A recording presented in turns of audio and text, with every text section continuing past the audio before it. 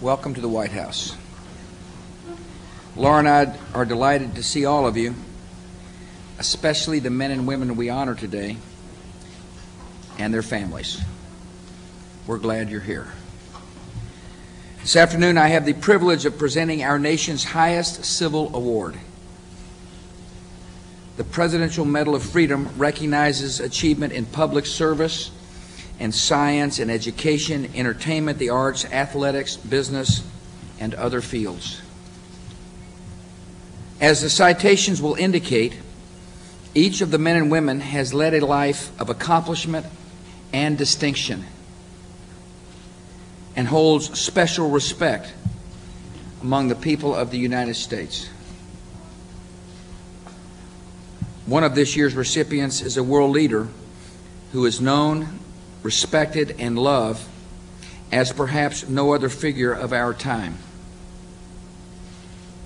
3 weeks ago, it was my honor to visit Vatican City and present the Medal of Freedom to Pope John Paul II.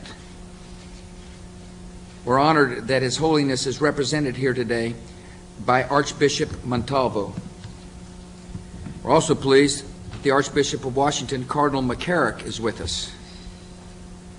For nearly 26 years as Supreme Pontiff of the Roman Catholic Church, he has been one of the great voices for good in the world, guiding the souls of the faithful and sometimes guiding history itself. From his days as a young seminarian to this very hour, he's been a foe of tyranny, a minister of true authority, and a person of great wisdom and kindness and moral courage. The world is far different and far better because this son of Poland has occupied the chair of St. Peter. The Medal of Freedom was also presented last December to Robert L. Bartley, shortly before his death at age 66. I had the honor of informing Robert L. Bartley that he had won this great award by telephone. Bob Bartley was a man of great intellect and conviction, and with those qualities for more than 30 years, he led the editorial staff of the Wall Street Journal. The goodness of his values, the clarity of his thinking, and the high quality of his writing earned him the Pulitzer Prize in 1980. His belief in free markets and his faith in the wisdom of democracy is still seen in the writings of the many journalists Bob Bartley encouraged. They and the nation are grateful for his life's work, and we are honored to have Bob's wife Edith with us today. The life of Dr. Vartan Gregorian began in Iran, in a town called Tabriz.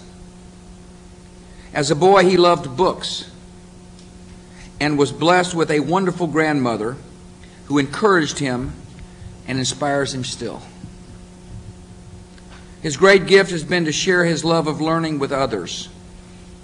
As president of Brown University, president of the New York Public Library, and now as president of the Carnegie Corporation.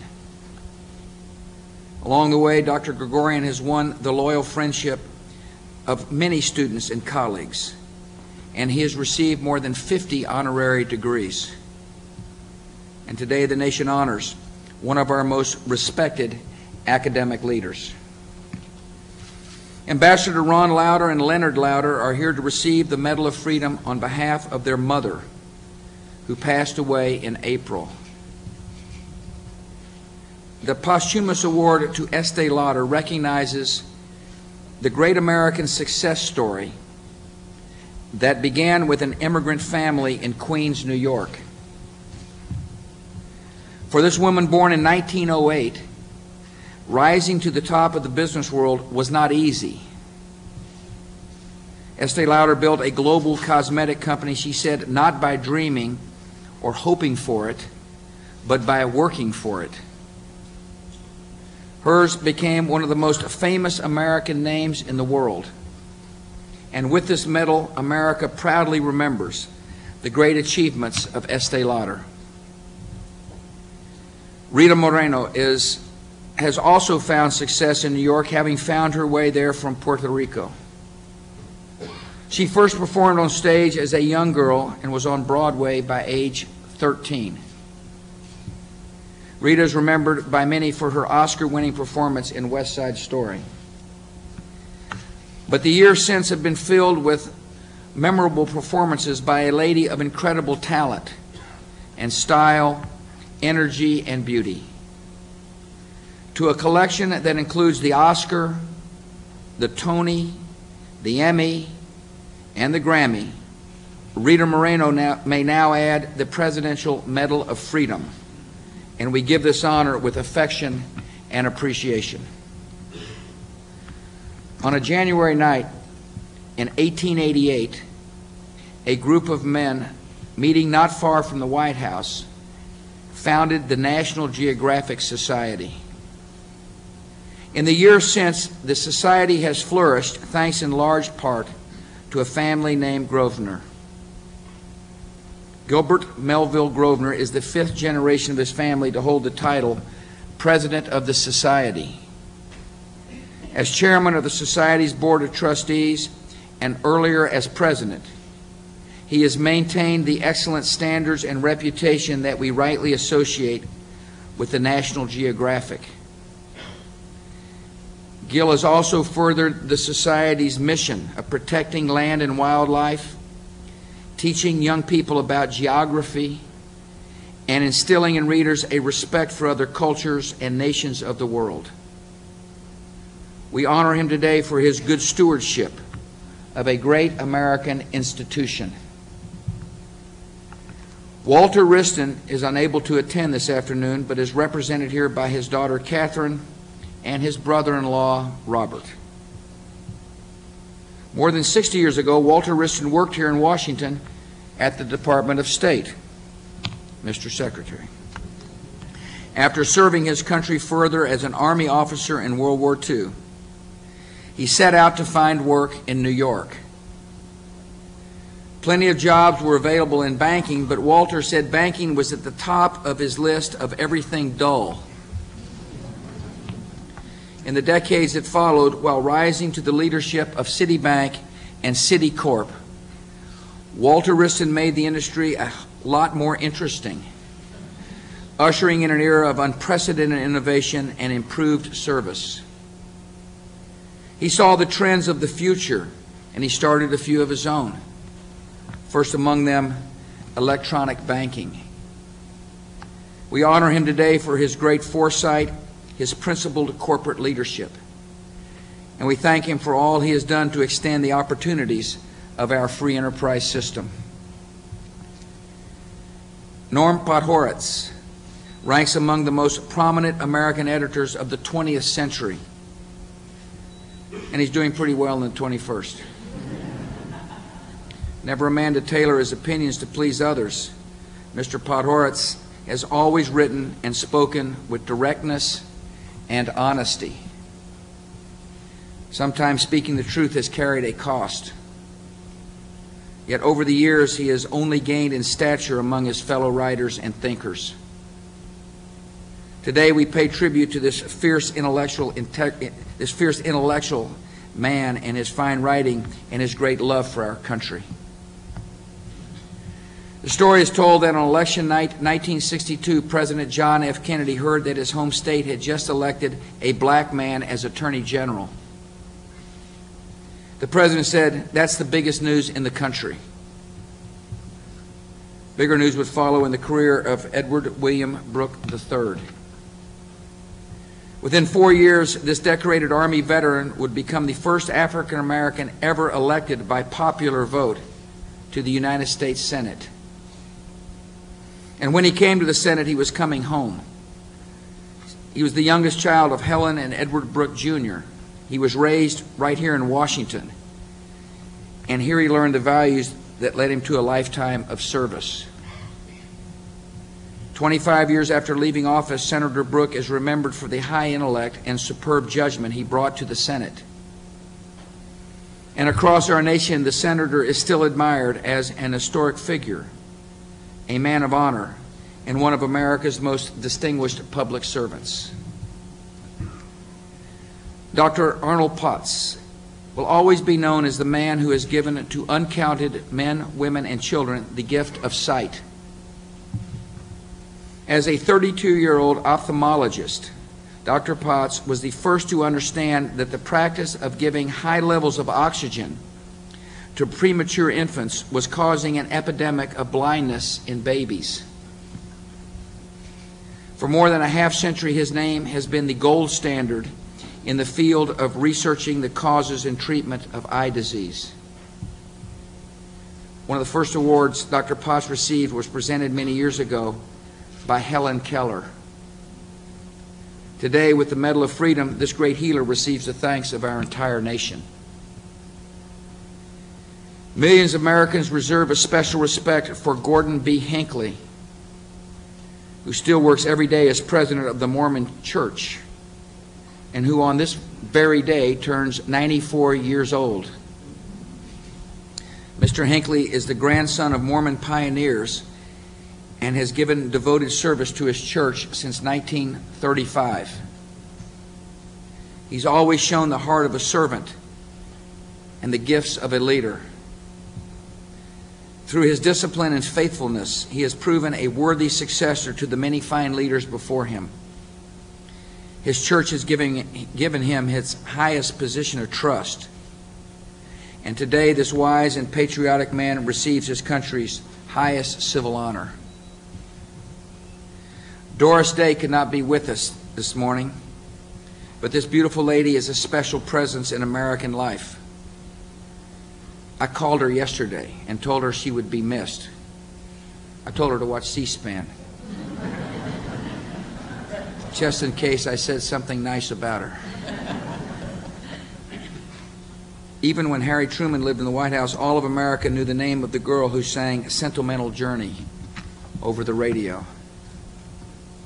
In the years since, she has kept her fans and shown the breadth of her talent in television and the movies. She starred on screen with leading men from Jimmy Stewart to Ronald Reagan, from Rock Hudson to James Garner. It was a good day for America when Doris Marianne von Kappelhoff of Evanston, Ohio, decided to become an entertainer.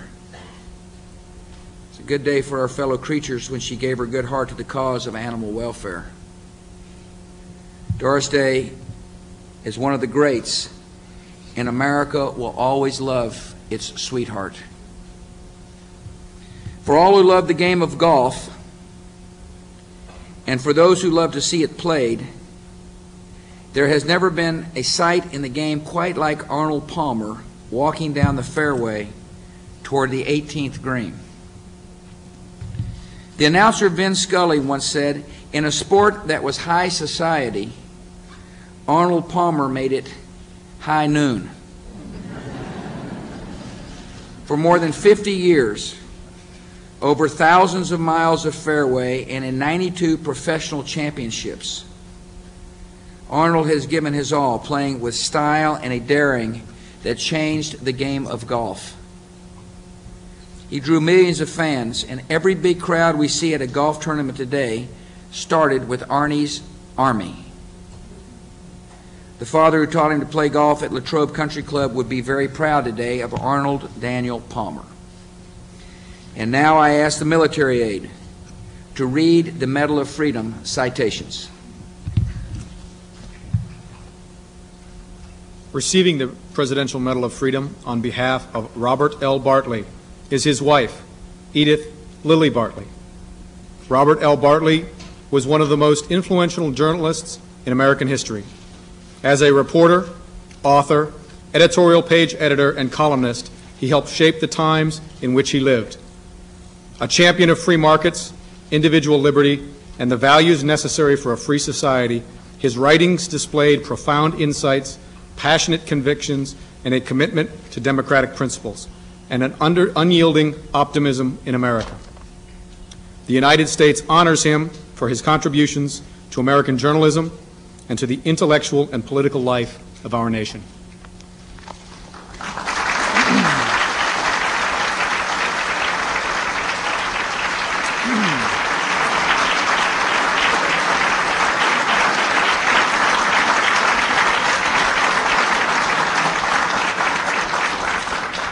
Edward William Brooke. Edward William Brooke has distinguished himself as a soldier, attorney, and legislator. In the United States Army, in Massachusetts state government, and in the United States Senate, he demonstrated the finest qualities of his state and our country. The United States honors this man of principle, courage, and perseverance for his achievements and dedicated service to our nation.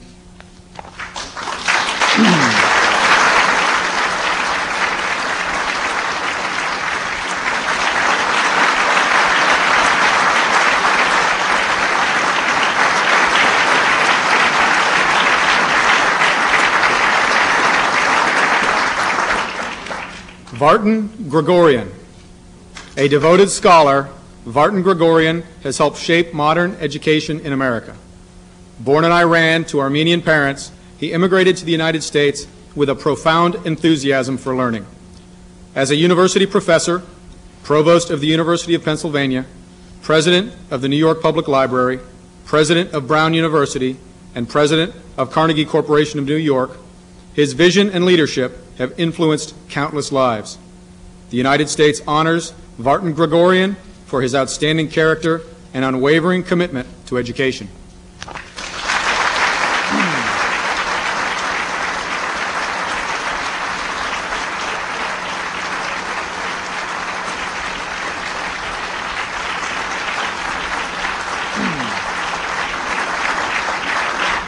Gilbert Melville Grosvenor.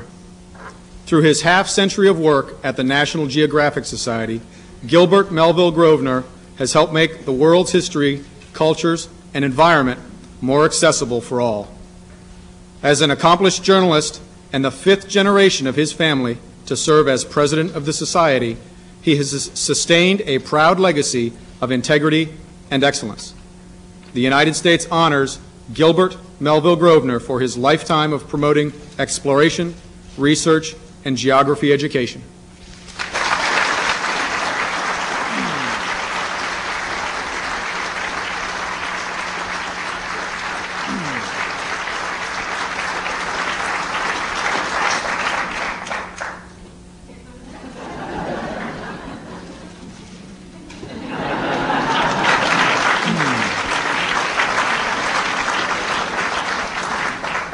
Gordon B. Hinckley.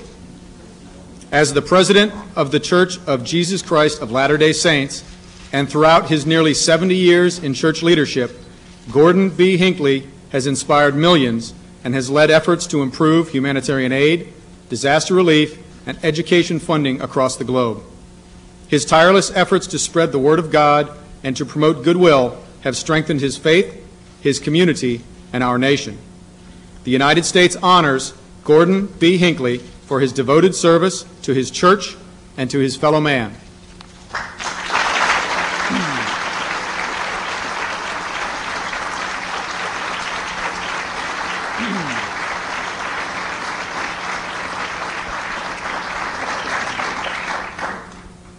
Receiving the Presidential Medal of Freedom on behalf of Estee Lauder are her sons, Leonard Lauder and Ronald Lauder.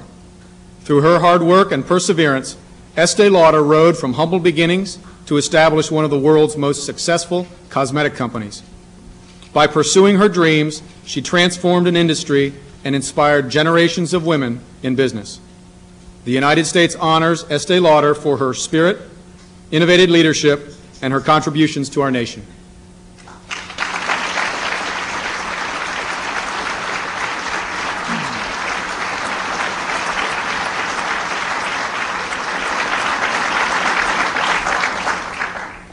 Rita Moreno. With her memorial portrayal of Anita in West Side Story, Rita Moreno caught the attention of an international audience.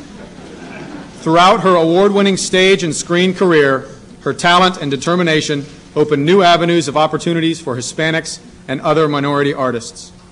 The United States honors this gifted performer for helping to shape our nation's cultural and artistic heritage.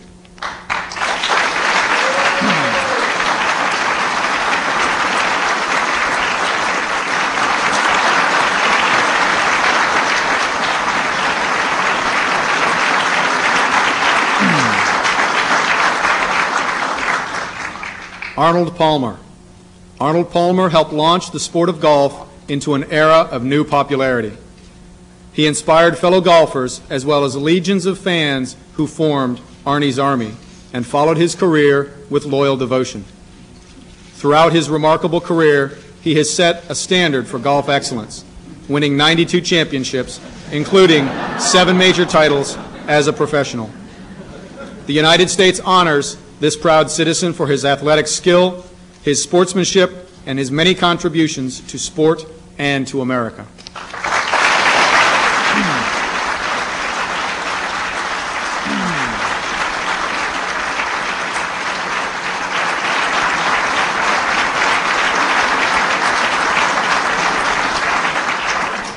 Arnold Potts. Arnold Potts' research and achievements have safeguarded and improved eyesight for generations worldwide. His breakthrough work, particularly with premature infants, has saved countless from thousands from blindness. The United States honors this man of science for enhancing medicine and continuing America's legacy of discovery.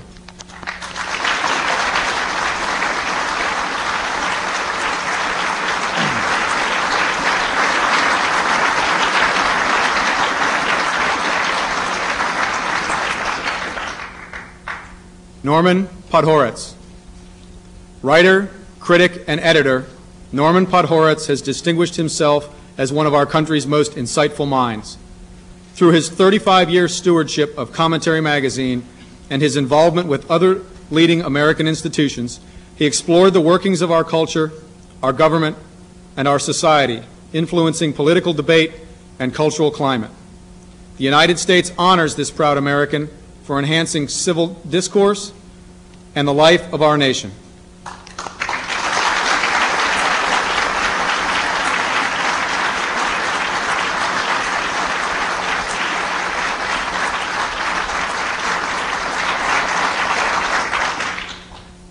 Receiving the Medal of Freedom on behalf of Walter B. Wriston are his daughter, Catherine Quintal, and his brother-in-law, Robert Deneen.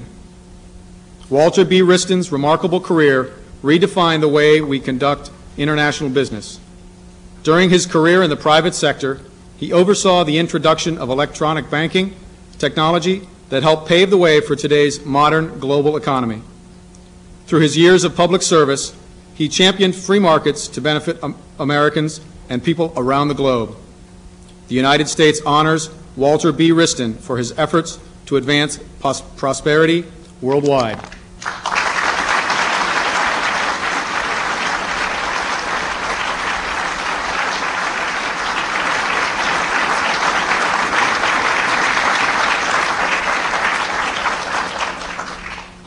Representing His Holiness Pope John Paul II is His Excellency, the Most Reverend Gabriel Montalvo. A devoted servant of God, His Holiness Pope John Paul II has championed the cause of the poor, the weak, the hungry, and the outcast. He has defended the unique dignity of every life and the goodness of all life. Through his faith and moral conviction, he has given courage to others to not be afraid in overcoming injustice and oppression. His principled stand for peace and freedom has inspired millions and helped to topple communism and tyranny. The United States honors this son of Poland, who became the Bishop of Rome and a hero of our time.